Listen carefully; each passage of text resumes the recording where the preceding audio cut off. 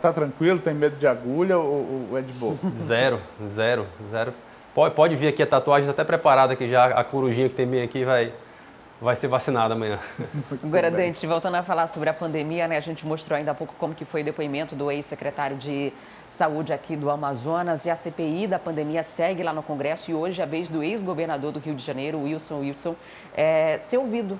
E ele conseguiu o direito de permanecer calado, né? Sem falar nada. E, inclusive, foi o próprio STF que concedeu esse direito. Ainda assim, esse depoimento deve acontecer? Deve acontecer sim, Adriane, porque houve essa decisão, uma decisão nos mesmos moldes daquela concedida pela ministra Rosa Weber. Essa foi concedida pelo ministro Cássio Nunes Marques, mas atende os mesmos, né, tem a mesma lógica, os mesmos argumentos utilizados para a concessão. Ele poderia não ir, caso fosse, pode ficar calado, né? Caso vá, pode ficar calado a respeito de temas que ele já é investigado, né? Wilson Witzel, ele é investigado no STJ, foi inclusive afastado do governo do Rio de Janeiro sob a suspeita de receber propinas via um escritório de advocacia, né, propinas relativas a contratos da saúde no Rio. Por que ele decide ir? O Wilson Witzel hoje não tem mais nada a perder, né? Ele não é mais governador do Rio, ele não é mais juiz federal porque precisou se afastar do cargo, né, deixar o cargo para ser candidato a governador. Então hoje ele é um franco atirador, né? Então é com esse espírito que ele deve comparecer à CPI hoje, né? Ele certamente, isso foi inclusive passado pelos advogados dele à imprensa nacional, ele certamente não vai falar sobre nada que diga respeito à investigação dele, né? Assuntos pelos quais ele é investigado na justiça. Isso certamente ele vai exercer o direito dele de não se incriminar, né? Exercer o direito de inclusive não falar a verdade, como foi permitido pela decisão judicial. Mas certamente ele vai disparar aí muito contra o próprio presidente Jair Bolsonaro, o presidente que foi aliado dele na campanha de 2018, caminharam juntos ali nessa eleição, mas ali a partir do começo da pandemia começou a haver divergências. O Witzel foi uma das vozes duras aí em relação ao governo federal, em relação a chamar inclusive de perseguição a governadores. Ele entrou ali numa linha de frente que chegou até a surpreender muita gente diante do alinhamento prévio que existia.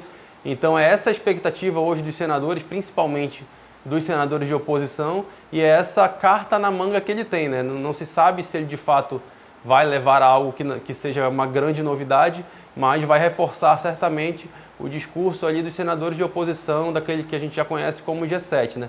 E em relação aos senadores governistas, muitas das coisas que eles tentarem colocar, abordar, ele está abarcado por essa decisão judicial, né, que permite que ele não fale sobre situações pelas quais ele é investigado. Então ontem a gente teve um depoimento do ex-secretário Marcelo, em que ele, por mais que tenha mostrado muitas vezes desmentido, né, palavras dadas anteriormente por Pazuello, ele não usou um tom mais duro, né, não buscou ali o combate. Hoje vai ser uma situação diferente. Hoje certamente a gente vai ter discursos mais agressivos, discursos mais objetivos em relação a toda essa questão da pandemia, né? O Rio de Janeiro foi um dos primeiros estados atingidos pela pandemia no Brasil, e eu lembro bem, eu estava inclusive no Rio de Janeiro quando a pandemia chegou ao Brasil. Quando eu cheguei lá, acho que tinha 2 casos, aí numa semana começou a subir, e eu estava lá quando eles fecharam, né, tudo praticamente no Rio, e eu lembro claramente de inclusive antecipar a minha volta, preocupado porque o Witzel estava com uma intenção de fechar inclusive os aeroportos do Rio naquele momento. Então, desde a partir daí, dessas medidas que foram tomadas, das chamadas medidas não farmacológicas, começou-se a haver esse embate, e esse embate certamente será colocado hoje lá na CPI. Agora, Dante, eu queria retomar lá o depoimento de ontem de Marcelo Campelo, até para verificar como você e o jornal A Crítica também acompanharam esse depoimento. Muitos senadores reclamaram das respostas do ex-secretário de Saúde, né? Exato, tem muito esse ponto, é isso que eu estava comentando agora, Manuel. Quando não houve uma responsabilização direta, né? Não houve um embate direto ali em relação ao governo federal, então as respostas que foram colocadas eram muito evasivas, porque ou você dizia que a responsabilidade era sua, e aí você assumia tudo nas suas costas em relação ao ocorrido de janeiro, ou você dizia que a responsabilidade era do governo federal. né? Então, e não houve essa busca de responsabilização, por mais que em alguns momentos ali, acho que principalmente na intervenção do senador Randolfo Rodrigues, que soube arrancar mais informações ali a respeito dessa relação com o governo federal, acho que na maior parte do depoimento foi formada por respostas evasivas, muitas vezes inseguras, né? Muitas vezes, inclusive, a gente acompanhava ali e via que o que estava sendo falado não era de acordo com o que a gente viu aqui. Acho que a gente tem um exemplo claro em relação à crise de oxigênio que foi dita que foi só por 2 dias e a gente viu que durou bem mais aqui. Essa foi uma questão incontestável para quem estava acompanhando aqui todo esse cenário aqui no Amazonas. Agora, em alguns casos, Dante, eu tive a impressão que os senadores não queriam perguntar, eles queriam mais falar. Eu me reporto especificamente à fala do senador Eduardo Braga, por exemplo, que sequer deixava o Campelos responder da maneira atrapalhada dele, parece insegura dele, mas não houve oportunidade.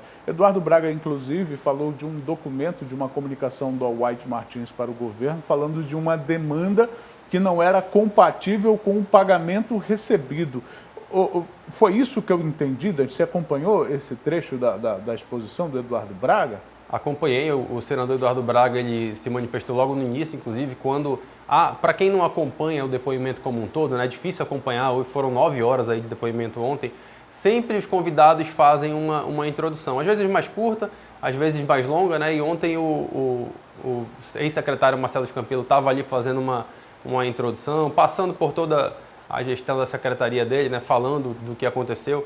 Né, e aí foi interrompido pelo senador Eduardo Braga ali naquele momento, dizendo que estava sendo colocada uma versão unilateral, né, e ainda nem havia começado o momento de perguntas, ali, de questionamentos feitos pelo relator. Então essa sua observação, ela de fato aconteceu. Depois, na intervenção do senador Eduardo Braga, também foi feita uma postura de pressão mesmo, né, e de maneira bem ostensiva para cima, ali fazendo, como já é bem mais experiente na questão política, né, já tem uma vivência maior, talvez se aproveitando aí dessa experiência em contrapartida com o pouco traquejo político, né? Marcelo Campelo era um técnico, inclusive, da área de infraestrutura, né? Então, primeira vez que chega a um cargo tão expressivo e com tanta responsabilidade aí no governo, então isso foi colocado ali de uma maneira bem dura, né? Bem incisiva. Né? Ficou muito evidente, né?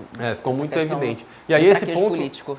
esse ponto que ele foi colocado a respeito aí desse documento, dos documentos que vinham sendo alertados desde julho, é isso do que a MEI acabou de trazer a informação aí para a gente, né? Ele afirma que foi um alerta aí de aumento de consumo e o governo justifica, né? Se defende afirmando que foi só uma questão financeira, uma cobrança por um reajuste de 25% no valor do contrato diante da demanda que estava sendo esclarecida, né? A gente tem outros pontos, teve muita coisa, foram 9 horas ali de depoimento, mas eu acho que esses foram os principais pontos ali desse depoimento, dessa participação aí do Marcelo Campelo na CPI. Gostou do vídeo? Vem ver mais no nosso canal. Não esqueça de se inscrever e ativar as notificações.